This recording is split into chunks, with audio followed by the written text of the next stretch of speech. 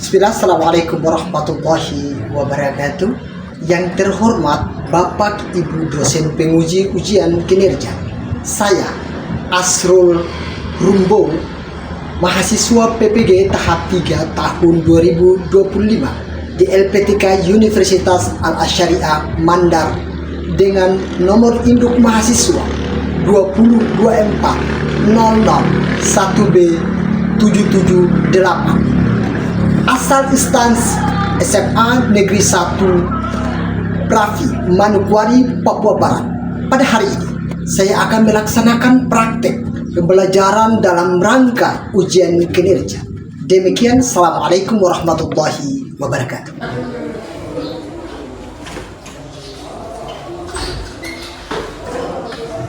Selamat pagi semuanya.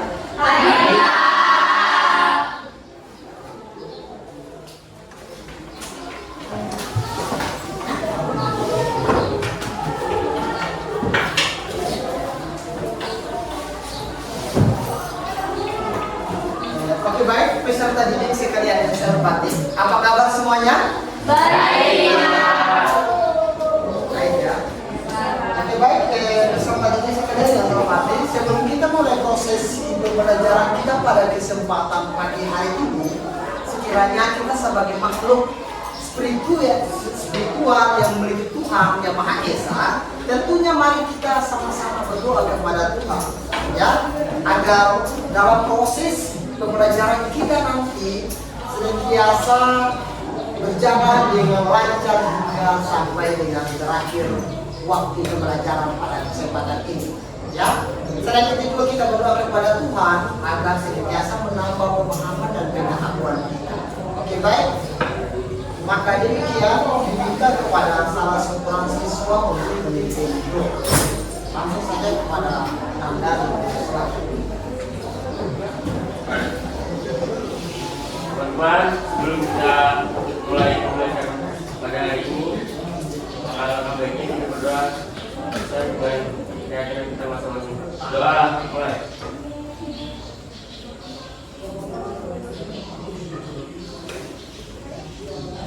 Amin. Sudah selesai. Alhamdulillah, syukur kita panjatkan di dalam Tuhan yang Maha Esa kita telah melakukan itu tanda bahwa kita telah siap, ya. Oke. Maka adik-adik yang laki-lakinya boleh berdiri sebentar. Sudah rapi kan kalian? Ya, terlihat semuanya rapi ya, luar biasa sekali. Oke. Kemudian adik-adik sekalian, kita absensi terlebih dahulu. Apakah semuanya hadir? Hadir. Oke, luar biasa.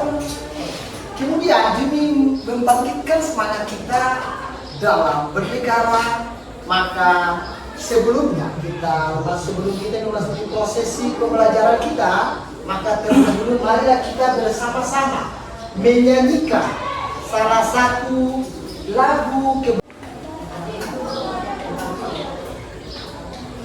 Oke, baik, yang sekalian, mohon berkenan sejenak, mari kita bersama-sama menyanyikan salah satu lagu kebangsaan kita dengan lagu berkibarlah bendera yang diciptakan oleh Ibu saya. Oke, sekalian, marilah bersama-sama kita menyanyikan lagu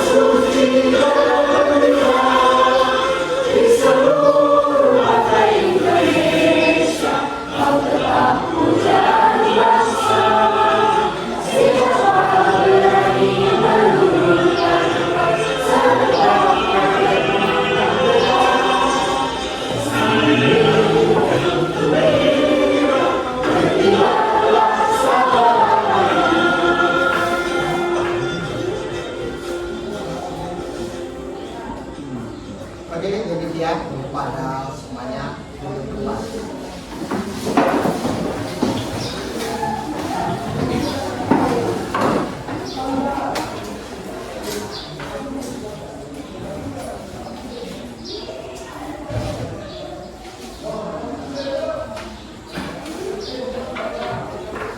Oke, baik, adik-adik sekalian, sebelum kita memasuki tema pada kesempatan hari ini mengenal Undang-Undang Dasar Negara Republik Indonesia tahun 1945. Maka tentu sebelum ini kita telah berbicara tentang rumusan, telah banyak mempelajari tentang rumusan Pancasila dan UUD 1945. Undang-Undang Dasar Negara Republik Indonesia dibentuk atau dirumuskan oleh Badan Penyidik Persiapan Kemerdekaan Indonesia. Ya. Kemudian Undang-Undang Dasar kita mengalami beberapa fase perubahan. Ya. Beberapa perubahan dari UUD, lalu kemudian berubah menjadi RIS, kemudian UDS. Apa itu UDS? Undang-Undang Dasar Sementara. Kemudian pada tahun 1998 kembali menjadi UUD, ya, UUD. Kemudian pada 1999 amandemen pertama dilakukan, ya. Kemudian pada tahun berapa lagi amandemen kedua? Oke, baik. Jadi sekalian, berapa kali kah amandemen Undang-Undang Dasar kita? 4 kali. Pada tahun apa saja? Pertama. Kemudian 2001 dan 2002. Oke, baik. Kemudian apakah masih bisa Undang-Undang Dasar kita bisa mengalami amandemen lagi? Apakah bisa berpotensi diadakan amandemen yang ke-5? Jika dipandang perlu, ya, jika dipandang perlu, disesuaikan dengan tuntutan zaman kita, ya, jika dipandang perlu disesuaikan dengan tuntutan zaman kita. Oke, baik, adik-adik sekalian yang saya hormati,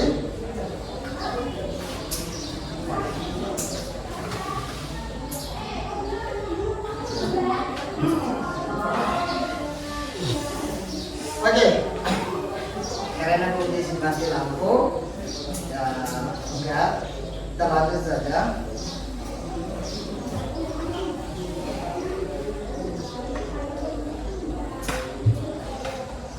Apa itu Undang-Undang Dasar Negara Republik Indonesia?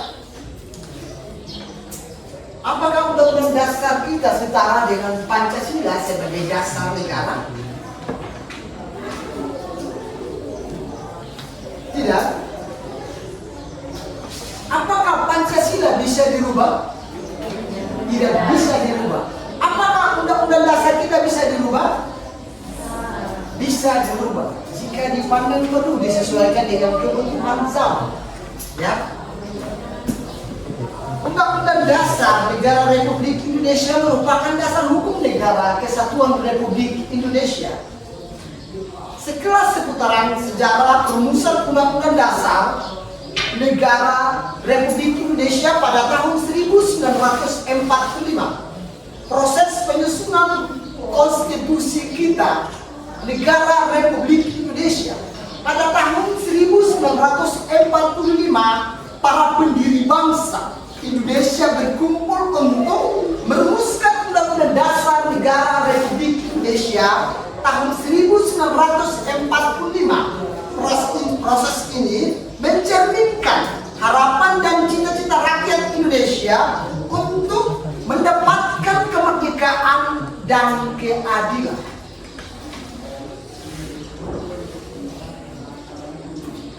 Mengapa Undang-Undang Dasar 1945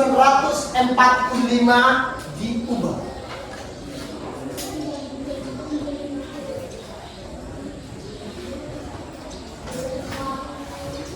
Memahami pentingnya amandemen konstitusi, maka sekilas balik amandemen konstitusi kita. Ya, perubahan pertama kali, amandemen pertama pada tahun 1999 mengubah struktur pemerintahan, menegaskan pemilihan umum yang lebih demokratis, serta memperkuat hak-hak asasi manusia dalam konstitusi. Kemudian amandemen yang kedua pada tahun berapa amandemen kedua? Pada tahun 2000. Amandemen kedua pada tahun 2000 memperjelas pembagian kekuasaan antara lembaga negara, ya, memastikan adanya check and balance dalam pengambilan keputusan politik di Indonesia. Pembagian kekuasaan baik legislatif, eksekutif, dan yudikatif. Legislatif itu adalah apa? Lembaga legislatif, yang di bawahnya ada DPR, ya.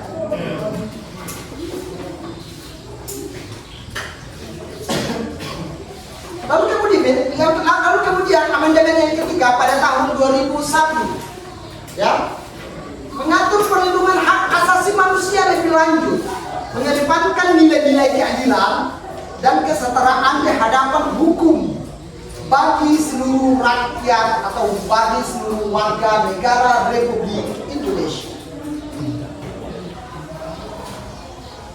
Jadi penjelasan sekilas kira-kira apa sih tujuan dari amandemen?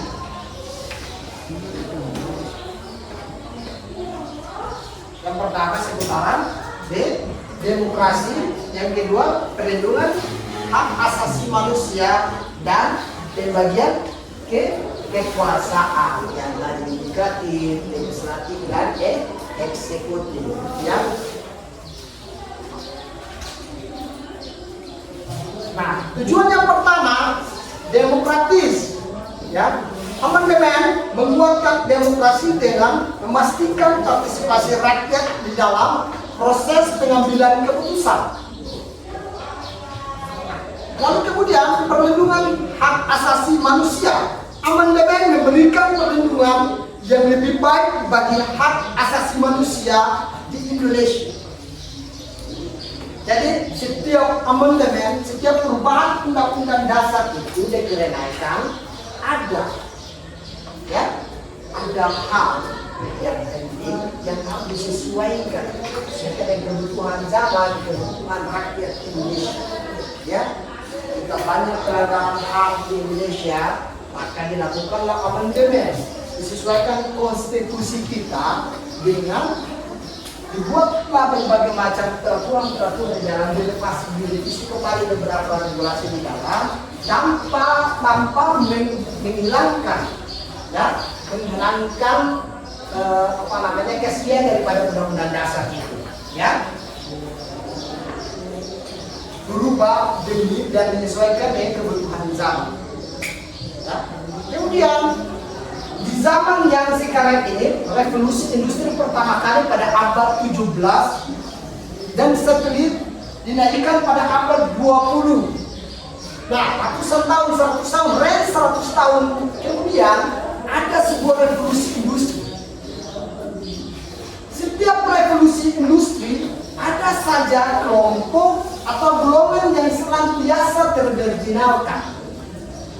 Contoh, pada abad 18-19 revolusi industri pertama kali di Prancis, maka kelompok ataukah golongan yang termarginalkan adalah kelompok buruh. Dan sampai saat ini dikenal ada kelompok-kelompok buruh. Buruh industri pabrik pada saat itu di Prancis, di mana ketidakseimbangan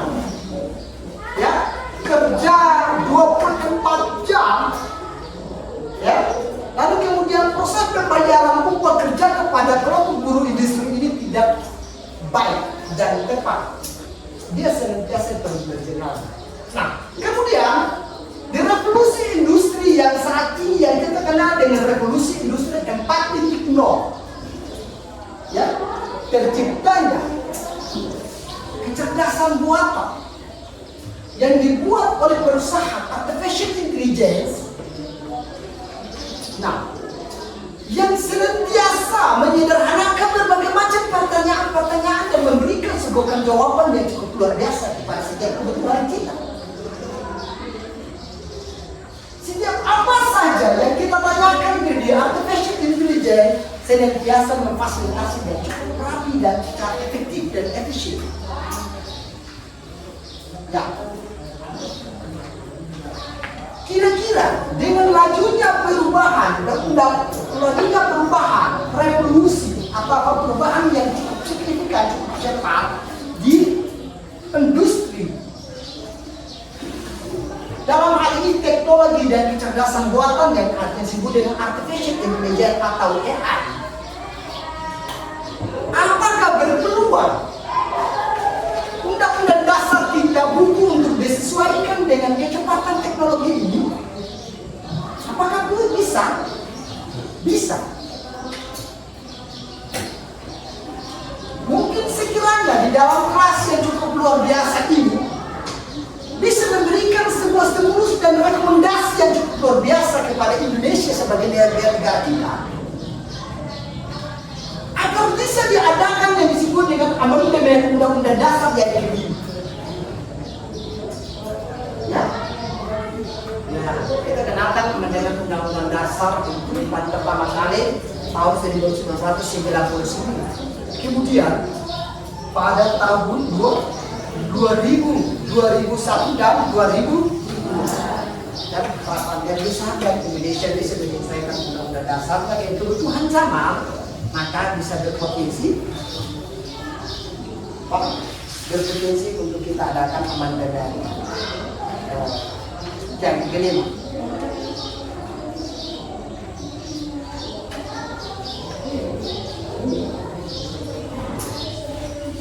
Mengapa hukum harus berkembang? Mengapa undang-undang dasar kita harus mengalami berkembang? Ya. Hukum harus mengadaptasi dengan perubahan zaman agar tetap dia relevan. Ya. Tidak bisa ini yang cara berpikir masyarakat yang abad sebelumnya yang cukup kolot itu tidak bisa lagi dipakai di zaman yang cukup cepat ini. Gen Z yang anak-anak sudah pada alay sebenarnya. Ya, ini kehidupannya kayak tergantung kehidupan di sosial media sehingga hingga 7 jam dalam sehari dalam sekolah sosial media, ya, betul ya. Bisa dikatakan kita ini sedang mengalami ketergantungan sosial media, ya. Punya Instagram, punya TikTok, punya Facebook, punya semua, ya. Ya, tentu kalian ini kan generasi yang cukup beda sekali dengan ini kalau disuruh dengan handphone kan gemetar tangannya. Pencet apa nih? Dan ya, kecepatan revolusi industri yang cukup signifikan. Nah, mengapa harus ada perkembangan atau kan harus ada perubahan hukum?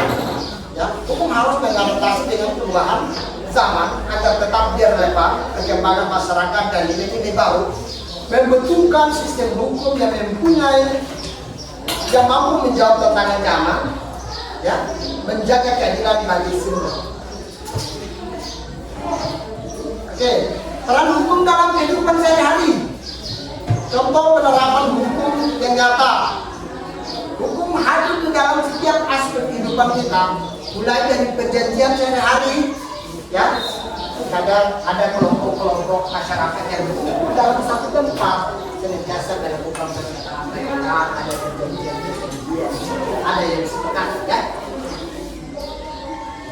Maka hukum senantiasa mengalami perubahan dan untuk lebih efektifnya lagi, tentunya jika membagi kelas ini menjadi kelompok diskusi, ya. kita membagi kelompok kelas ini menjadi kelompok diskusi menjadi 3 kelompok. Berapa jumlah yang ada?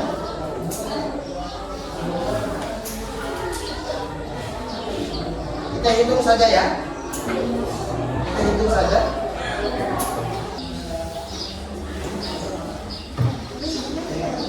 Ada yang sudah siapkan beberapa.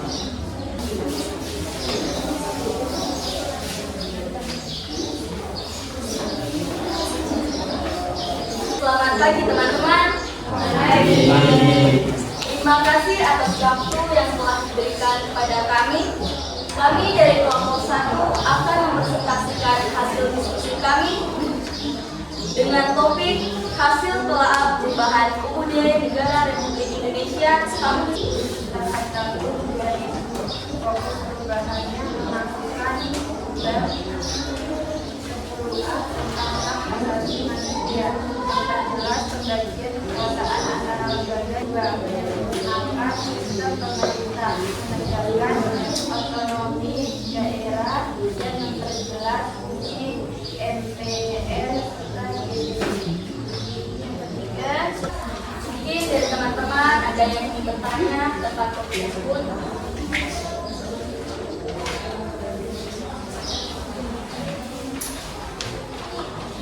Baik, terima kasih.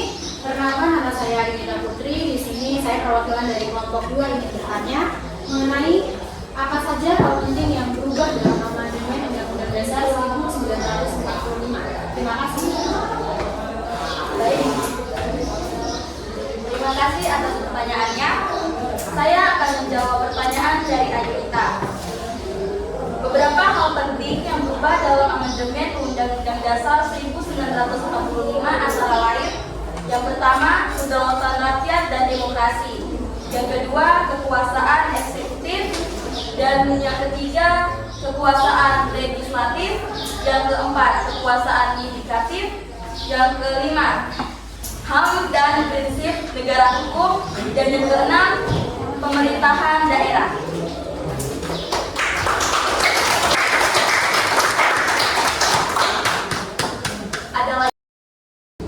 Baik, terima kasih. Kami akan menutup sesi tanya jawab. Sekian presentasi dari kami. Terima kasih atas perhatiannya dan selamat siang. Di sini kami dari kelompok 2 akan mempresentasikan terkait materi diskusi kami, yaitu amandemen usulan Undang-Undang Dasar Negara Republik Indonesia 1945 yang baru.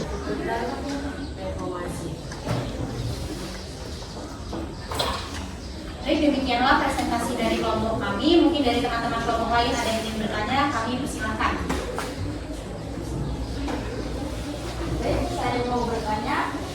Perkenalkan, nama saya Malia Alfalina Iyaki dari kelompok 1. Apa yang dimaksud dengan prinsip ekonomi hijau dalam usulan amandemen? Dan kita langsung jawabannya. Mungkin dari kelompok 3 ingin bertanya. Perkenalkan, saya Felisa Setnekati dari kelompok 3. Saya ingin bertanya, apa tujuan utama dari usulan amandemen 1945 yang baru? Baik, terima kasih Felisa dan Alif. Baik, terima kasih atas pertanyaan-pertanyaannya. Di sini teman saya akan menjawab pertanyaan 45 bertujuan menyesuaikan arah konstitusi dengan tantangan abad ke-21, yaitu digitalisasi, keberlanjutan lingkungan, dan demokrasi modern. Dengan demikian, undang-undang akan tetap menjadi living constitution, konstitusi yang hidup dan mampu menjawab perubahan zaman tanpa kehilangan jati diri bangsa Indonesia. Demikian presentasi dari kelompok kami ucapkan terima kasih. Kepada kelompok 3, dipersilakan. Assalamualaikum warahmatullahi wabarakatuh. Selamat siang Pak Guru, selamat siang teman-teman sekalian. Perkenalkan, kami dari kelompok 3 yang akan membawakan materi tentang narasi usulan amandemen kelima Undang-Undang Dasar Negara Republik Indonesia tahun 1945 yang akan dibacakan oleh teman-teman saya di sebelah. Kepada mereka dipersilakan. Ada amandemen keempat tahun 2002 UUD tahun 1945. Pemerintah lebih bersih dan beretika. Pembangunan ekonomi lebih adil dan berkelanjutan. Usulan amandemen tahun 1945 bukan untuk mengubah dasar negara, tetapi untuk memperkuat relevansi dan daya tahan konstitusi terhadap tantangan abad ke-21. Dengan perubahan ini Indonesia diharapkan mampu Dari amandemen kelima Undang-Undang Dasar Negara Republik Indonesia tahun 1945 yang diusulkan. Terima kasih.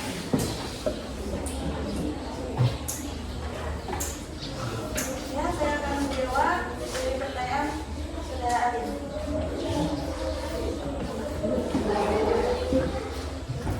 Satu, menegaskan kewajiban lingkungan hak kita warga negara termasuk privasi data pribadi. Dua, memperkuat perlindungan lingkungan hidup dalam konstitusi. Baik, terima kasih. Apabila sudah tidak ada yang bertanya, kami tutup presentasi pada pagi hari ini. Apabila terdapat kesalahan yang disengaja atau tidak disengaja, kami mohon maaf. Kami dari kelompok 3 kami undur diri. Terima kasih. Selamat pagi. Selamat pagi. Oke, baik adik-adik sekalian dihormati, terima kasih atas presentasi tugas kelompok yang telah kalian presentasikan, dan terima kasih pula kepada para penanya kita luar biasa. Dan ada pun kesimpulan umum pada kesempatan pagi ini adalah dalam tema menerapkan Undang-Undang Dasar 1945. Yang kesimpulan bahwa pentingnya memahami perubahan konstitusi Undang-Undang Dasar 1945 adalah fondasi hukum Indonesia yang berkembang. Perubahannya mencerminkan kebutuhan masyarakat, menunjukkan bagaimana hukum harus mengadaptasi untuk menjaga keadilan dan kemajuan demokrasi di Negara Kesatuan Republik Indonesia. Oke, baik adik-adik sekalian, demikian perjumpaan kita pada kesempatan ini. Insyaallah di pertemuan berikut kita akan kembali bersama-sama dengan tema yang berbeda, yaitu menjaga ancaman dari ancaman dan keutuhan ideologi Pancasila di negara Republik Indonesia. Oke, baik adik-adik sekalian, sebelum kita menutup kelas pada kesempatan pagi hari ini, sebagai makhluk spiritual tentunya marilah kita menjadikan doa kepada Tuhan agar sekiranya keselamatan, penambah pengetahuan kita, dan kita senantiasa sukses di masa depan. Maka dalam hal ini saya minta dengan hormat kepada Ananda dipersilakan untuk memimpin doa.